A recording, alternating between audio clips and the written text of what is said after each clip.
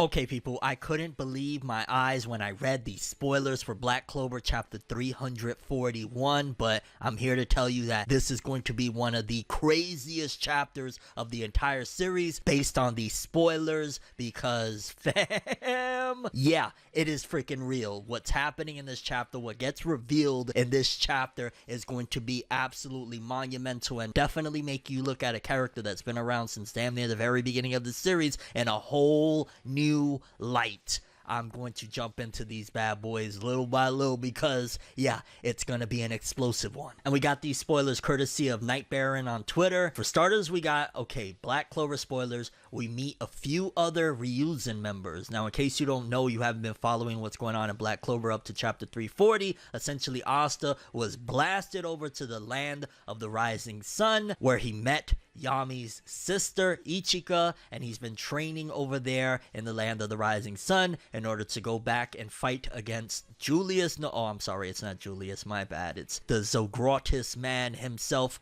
Lucius, who has become absolutely astronomically strong, hence why Asta is training. So we meet a few other Ryuzen members, and the Ryuzen are essentially like, think One Piece, Wano, the Scabbards. Like, that's pretty much what they are. They're the guys that hold it down over there in the land of the rising sun. So we're gonna meet a few other of those members. Then the next spoiler, 3 new Ryuzen members are training Asta now, which is good because yes, he is training with Yami's sister, and yes, in chapter 340 she hit him so hard that she basically knocked homie unconscious, which classic. I mean, at the end of the day, rightfully so. It's, you know what I'm saying, Yami's sister, she should be that freaking OP and epic because hey, it's the Yami bloodline, you know what I'm saying? And yeah, we got that. Then the next one, we find out that Yami's sister, Ichika, is 24 years old, which I'll be honest with you, that one kind of threw me for a loop. I was like, wait a minute, really? She kind of looks like she's no more than 19, 18 or something like that. But she's 24 years old, which also explains why she don't take nothing from Asta, nobody. She's probably looking at like, yo, this little pipsqueak. And also for the shippers that was trying to do Asta x Ichika, if it didn't happen with the nun, it's not happening with the 24-year-old either. Asta's what, like 16 or something? Like, yeah, cool your jets on that one. No more pairing them, okay? It's more probably gonna be like a brother-sister type of thing. Let's be real here. It's gonna be Asta Noel and maybe Yuno Mimosa. I don't know about that one, but either way, it is what it is. Then next spoiler, Ichika has a normal conversation with Asta. She tells him the land of the sun is not fully stable and that Ryuya's right eye helps govern it because it sees every event going on in the present. So essentially, that's also why, because I was questioning why they would put somebody like that in position to be like, you know, essentially the wizard king of the land of the rising sun, because he doesn't have any like astronomical strength. He relies on his group, the Ryuzen, to take care of things. But if he's that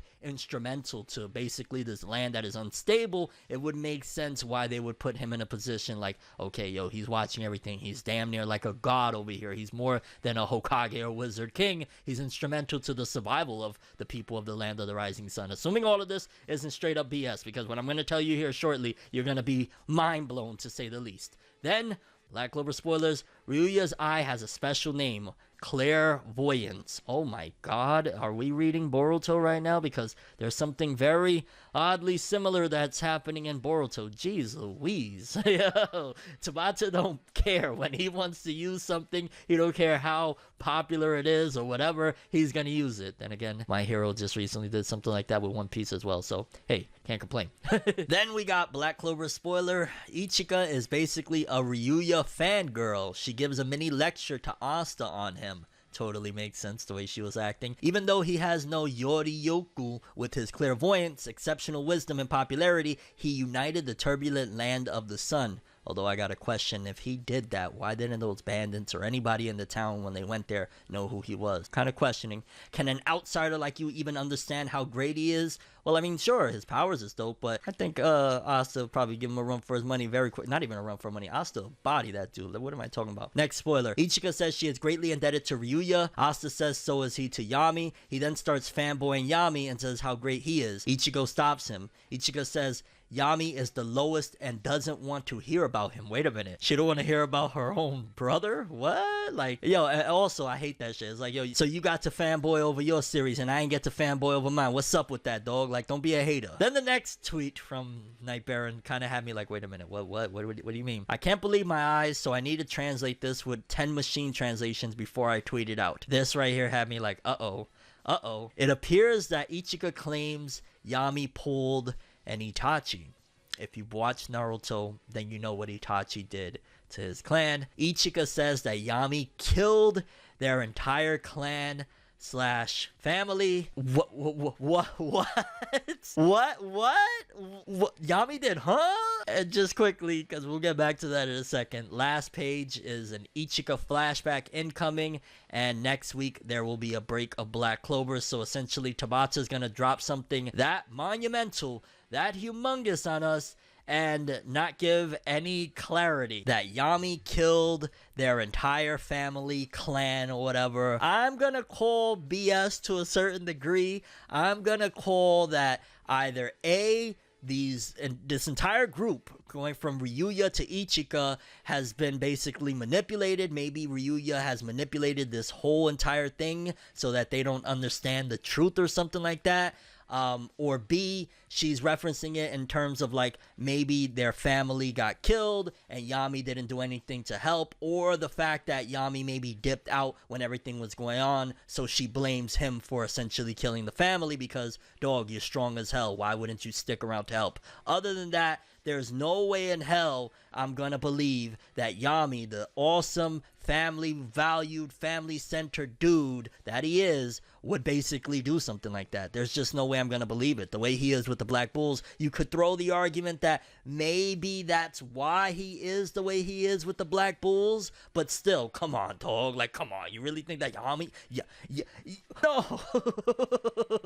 Honestly, Black Clover Chapter 341, based off of these spoilers, sounds like it's going to be absolutely marvelous, to say the least. And I ain't gonna lie, I can't wait to read it because this sounds so freaking epic and hype. Y'all know I don't really talk about spoilers like that when it comes to Black Clover, but I'm talking about this one because, dog, what? Until we get clarity, we definitely gotta keep the question out there. I'm not going to believe it because, like I said, Yami, he showed up in the Clover Kingdom. He was on a boat. It could very well even be that somebody sent them on the boat. Maybe the family was getting massacred and they basically knew that Yami wasn't strong enough to help out and they wanted the family bloodline to continue, and they sent Yami on a boat. Something happened in between where Ichika was able to survive, and that's how it stood. But there's just no way, fam. No way Yami would...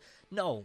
And let's throw in this idea, right? Because we don't necessarily know what this Ryuya guy looked like when he was younger. I'd imagine he probably looked similar, again, kind of skinny and ultimately looking a lot like Yami. There's a major possibility that this Ryuya guy is the one that massacred the entire clan to begin with. And because when Yami was younger, he was also kind of skinny, less muscular than he is right now. And they probably just got confused. Somebody basically relayed the info wrong, and ultimately everybody thought it was Yami because, again, Ryuya looks very similar to Yami, so he would be able to pull the wool. Also, if this is an arc that's going to have a villain in and of itself, not just be one big training arc, this is the guy to be the villain. He could have very well massacred everybody on some Itachi stuff because, hey, if he massacred a clan, there's a possibility he was trying to get that clairvoyant eye that gives him the visions of everything. And if he was the one that sent Yami on the boat to begin with, there you go. It was Ryuya. I'm calling it. Definitely chime in. Let me know what you guys think of these spoilers. And